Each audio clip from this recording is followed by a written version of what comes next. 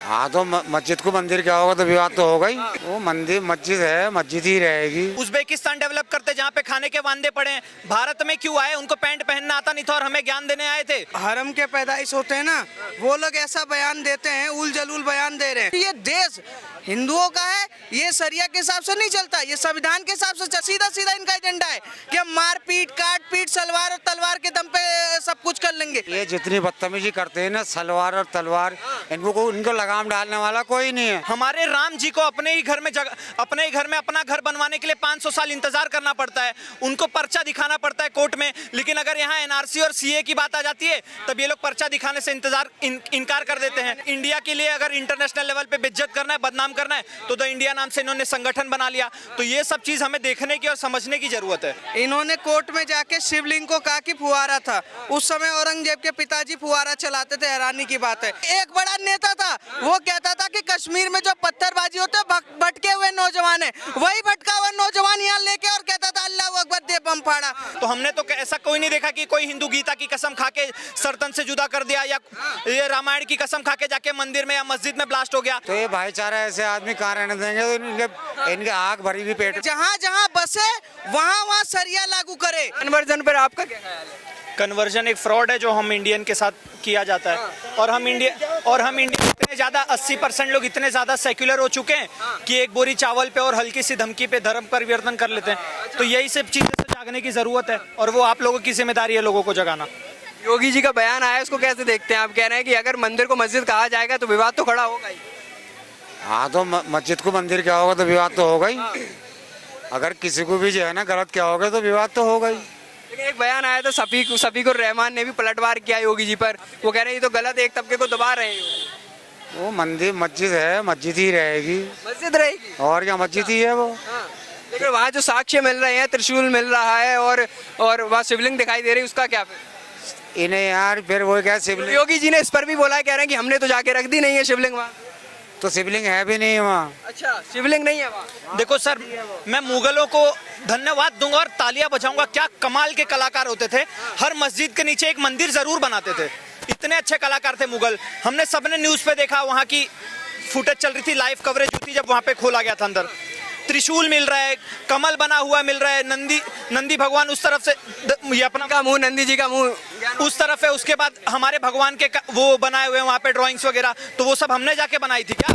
कुछ भी मतलब उल जलूल आते। अगर इतना ही इनको डर नहीं है कि वहाँ मस्जिद था तो करवा दो कार्बन डेटिंग। फिर क्यों जाके उसके खिलाफ में तुम कोर्ट में जाके खड़े हो जाते हो? कहीं ना कहीं इनको पता है कि अगर कोर्ट में नहीं गए, हम फैसला आ गया, तो जो हमारा पर्दा था वो फाश हो जाएगा। और इसी वजह से डर के बिलबिला रहे शफीकुर रहमान बर्ग जैसे लोग।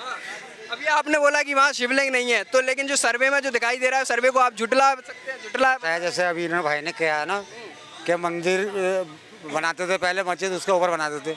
इसका क्या मतलब है भाई? इसका मतलब ये है कि जो आक्रांता देश के अंदर आए थे, जिन्होंने आतंक मचाया था, उन्होंने मंदिर तोड़कर मस्जिद बनाई थी। क्यों देश में जगह की कमी थी क्या? देश में जगह की कमी थी क्या? तो ये कह रहे हैं देश में जगह की कमी थी।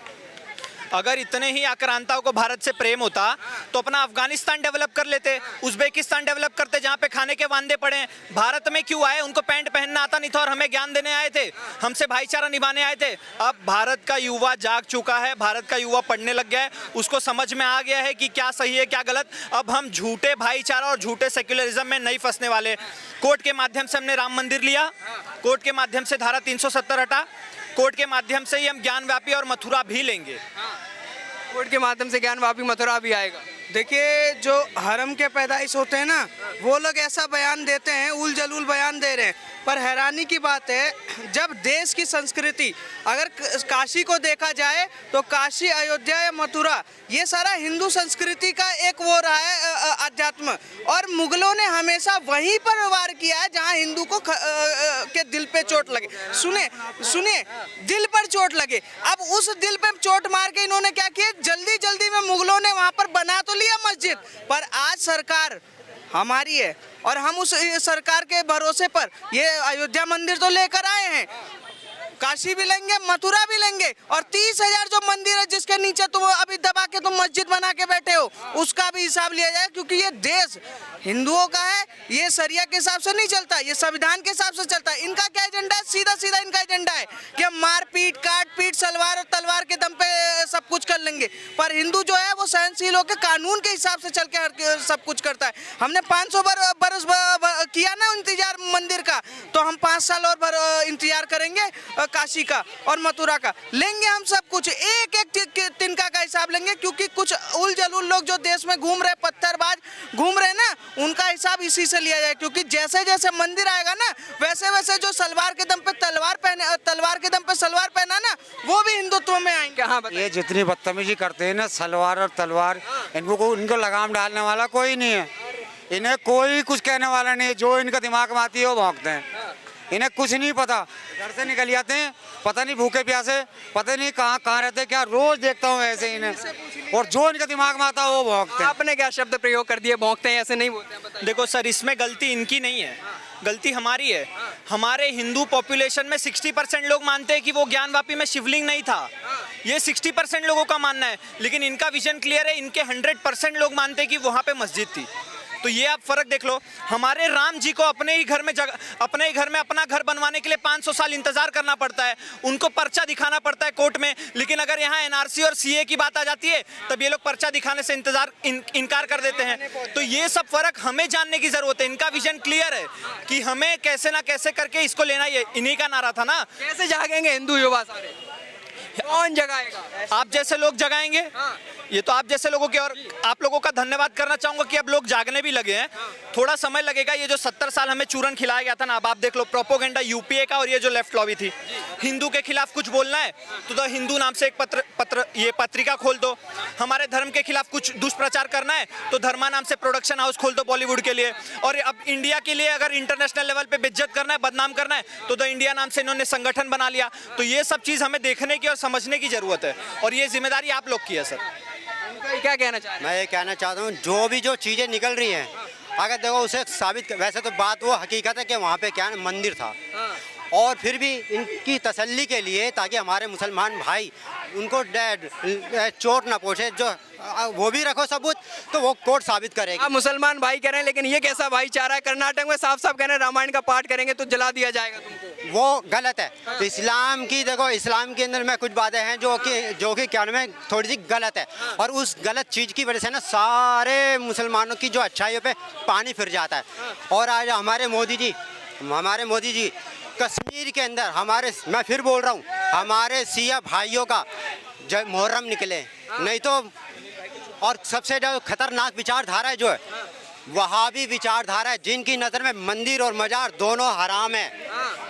शिया मुसलमानों को वो मुसलमान ही नहीं मानते, वो कहते पहले हिंदू से पहले इनको मारेंगे। अच्छा, बिल्कुल। अगर आप इस्लाम की थोड़ी सी पढ़ाई जानोगे तो है ना, क्या नाम है, तो आप बहुत, क्या नाम है, पूरी दुनिया की पढ़ाई एक तरफ और इस्लाम की कुछ पढ़ाई। तर्क क्या रहा, इन्होंने कोर्ट में जाके शिवलिंग को कहा कि फुहारा था।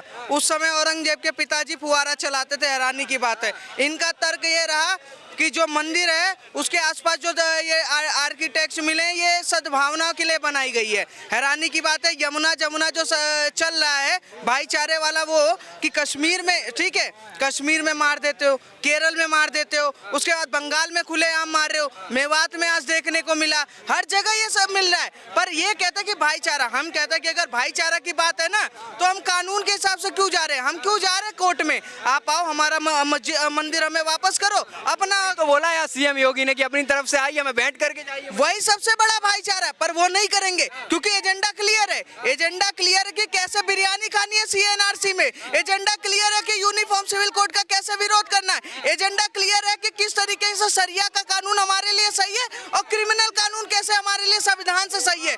पूरा एजेंडा व्हाट्सएप यूनिवर्सिटी से आता है, 2 मिनट के अंदर इनको ये पता चल जाता है कि वो शिवलिंग फुहारा था, और ये लोग उसको एकदम तगड़े तरीके से बयान देते और कोर्ट में मुंह की लात पड़ती है। अब बताइए क्या कह रहे हैं, कैसे लग रहा है कि शिवलिंग फुहारा है? शिवलिंग नहीं है।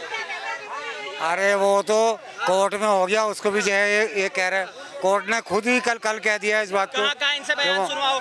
हाँ, कोर्ट ने कहा वो फवारा है, कोर्ट ने कहा वो फवारा है, बताओ। यहाँ कोई कोर्ट ने तो ऐसा कुछ नहीं बोला। अरे उसकी तरफ जाने को भी मना कर दिया कोर्ट ने। आप देखकर आया करिए पहले। कोर्ट ने वो सुरक्षा दे दी, हिंदुओं का ही रहेगा। सबसे बड़ी बात, हिंदुस्तान हिंदुओं का है, हिंदुओं का ही रहेगा। जय हिंद, जय भारत, बस। अच्छा, जैसे कर्नाटक में नारे लगाए गए थे, जो इतना बड़ा जुलूस निकाला गया था कि हिंदुओं भाग जाओ, रामायण जला देंगे, तुम्हें जला देंगे अगर पाठ करोगे, तो इसको कैसे देखते ये आज देश में ये कर्नाटक में देखने को नहीं मिला, हमें कश्मीर में भी देखने को मिला, हमें हर जगह देखने को मिल रहा है। हैं? बंगाल में भी यही हो रहा है। बंगाल में तो खुलेआम काटा पीटी चल रही है, पर ये लोग बंगाल पे नहीं बोलेंगे। मणिपुर यूनिवर्सिटी इनके पास आ चुका है, वो तुरंत बोलेंगे। बिहार पे नहीं बोलेंगे, राजस्थान पे नहीं बोलेंगे। हिंदू को समझना पड़ेगा कि भाईचारे के चक्कर में गला तुम्हारा काटा जा रहा है। 500 रुपए के चक्कर में, फ्री बिजली और पानी के चक्कर में दिल्ली में रोंगिया बसे हुए हैं।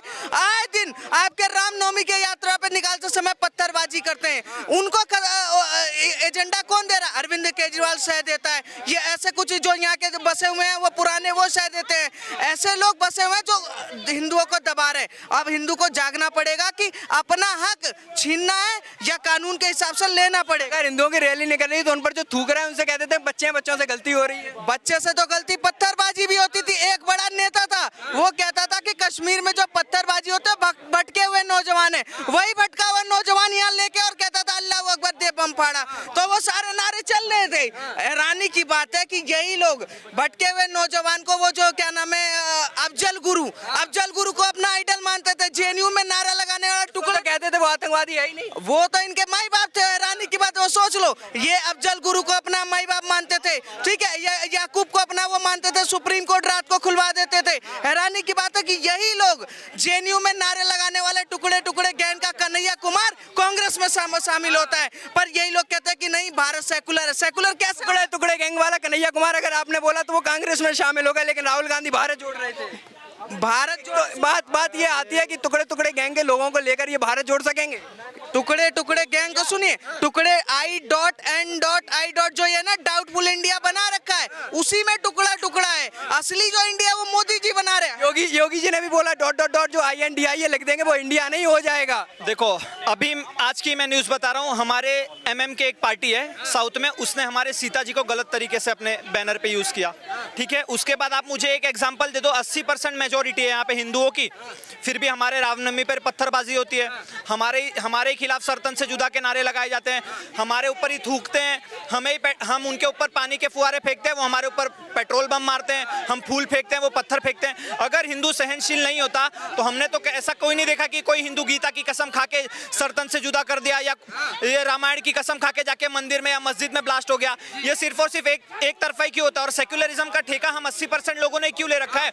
54 इस्लामिक देश बन गया। मुझे एक देश बता दो जो बोलता है कि खुद को कि मैं सेक्युलर देश हूँ। कोई एक देश आप बता दो। नहीं मिलेगा सर, वो हमें चूरन खिलाया गया है और इस चूरन से हमें जागने की जरूरत है। हमारे बागेश्वर धाम अपना प्रचार कर देते हैं तो उनको प्रोपोगेंडा बता देता है, लेकिन वही इनके लोग अगर जय श्री राम बोल के किसी के ऊपर पानी मार दे और वो मेंढक की तरह उछलने लगे तो वो बहुत श्रद्धा है। तो ये सब दोगलापन अब नहीं सहन करने वाले हम लोग।